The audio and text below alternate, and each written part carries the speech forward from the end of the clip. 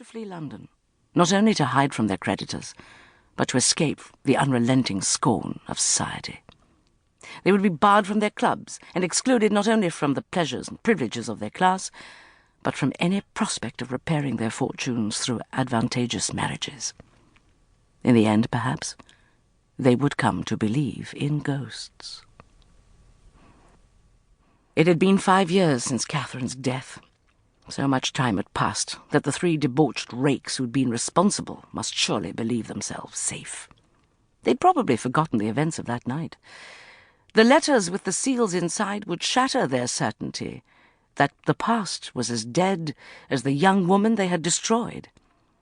He would allow them a few months to become accustomed to the notion of looking over their shoulders before he made his next move, Artemas thought. He would give them time to start to relax their vigilance. Then he would act. He rose and went to the crystal decanter that sat on a nearby table. He poured himself a glass of brandy and made a silent toast to Catherine's memory. Soon, he promised the invisible phantom who haunted him, I failed you in life, but I swear I will not fail you in death. You have waited long enough for your revenge. I shall give it to you. It is the only thing left that I can do for you. When it is finished, I pray that we will both be free. He swallowed the brandy and put down the glass. He waited for a moment, but nothing changed. The cold, empty sensation was still there inside, just as it had been for the past 5 years.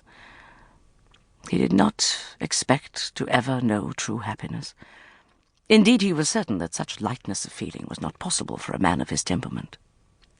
In any event, his training had taught him that joy was as illusory as all the other strong emotions, but he had hoped that launching his vengeance would bring him a sense of satisfaction. Perhaps, ultimately, even some peace. Instead, he felt nothing except the unrelenting determination to see the thing through. He began to suspect that he was doomed. Nevertheless, he would finish what he had started with the 3 letters.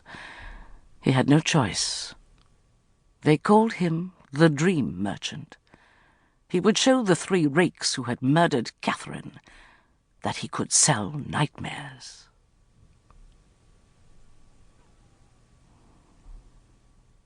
Chapter 1. They said she'd murdered her husband because she'd found him inconvenient. They said she'd set fire to the house to conceal her crime. They said she might well be mad. There was a standing wager in every betting book in every club in St. James. It offered £1,000 to any man who managed to spend a night with the wicked widow and live to tell the tale. They said many things about the lady. Artemas Hunt had heard the rumours because he made it a practice to stay informed. He had eyes and ears throughout London. A network of spies and informants brought him an endless tide of gossip, speculation, and snippets of fact. Some of the flotsam that washed up on his desk was based on truth. Some was only probable. Some was blatantly false. Sorting through the lot required considerable time and effort. He didn't waste either attempting to verify all the information he received.